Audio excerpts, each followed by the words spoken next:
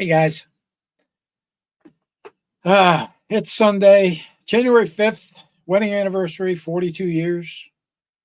Um, Asked the missus what she wanted to do, and she said, "Well, let's go to the American Heritage Museum," and we did. I cannot get away from the bullshitters. I don't know what to say. I can't get away from them. I got a video coming out. I did some video at the museum. And it's pretty cool stuff. If you live in Massachusetts, you really need to go, or any of the surrounding states. It's they got a lot of armored stuff there, a lot of tanks. They got a Scud missile launcher. There's just a ton of stuff, and I'll go over that in the video. But they have a lot of volunteers that volunteer there. And we were looking at this, that, and the other thing, and this gentleman came up, started a conversation with us. He was in the Navy. And during the conversation, he said he did 5.5 years in the Navy, and he was wearing lieutenant bars, which is an O3 in the Navy, and an aviator had aviator wings on his hat. Said he was a pilot, flew growlers, but when we mentioned my father-in-law, who was in this guy was in submarines too.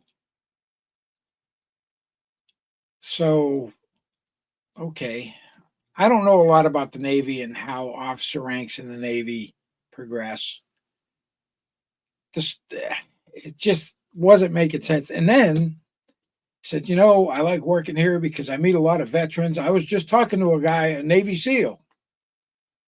And I'm like, here we go. Here we go. Yeah, he was in SEAL Team 6 and blah, blah, blah. And he got hurt during a parachute jump. His spine got pulled apart. And I'm looking at him and I'm like, his spine, it was the opening shock that pulled his spine apart. So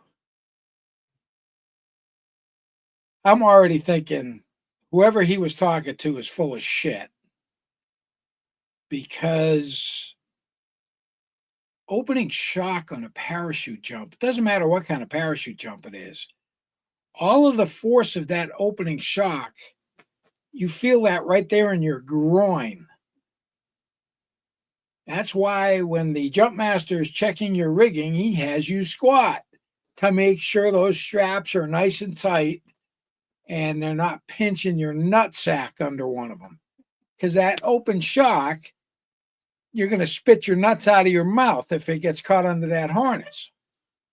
So, and I said, yeah, I spent quite a bit of time at the 82nd Airborne. I got a bunch of jumps. That's not how that works. And we moved on from that. And then he was talking about the other stuff.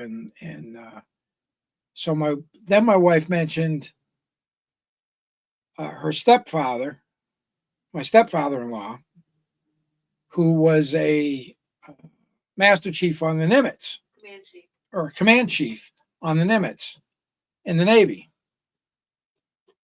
And yeah.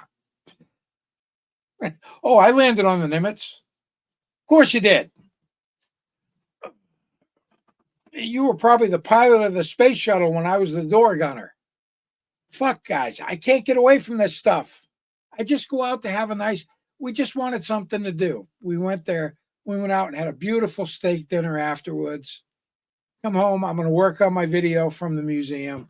Great place. Highly recommended. If you're a veteran, don't talk to anybody because they will make you go crazy. And this place has virtually no Navy stuff, but they had an awful lot of Navy docents there, the guys that talk to you. Anyway, I can't freaking get away from it. Can't get away from it. They've got the Kaiser disease. Hey, 25/25 coming up soon.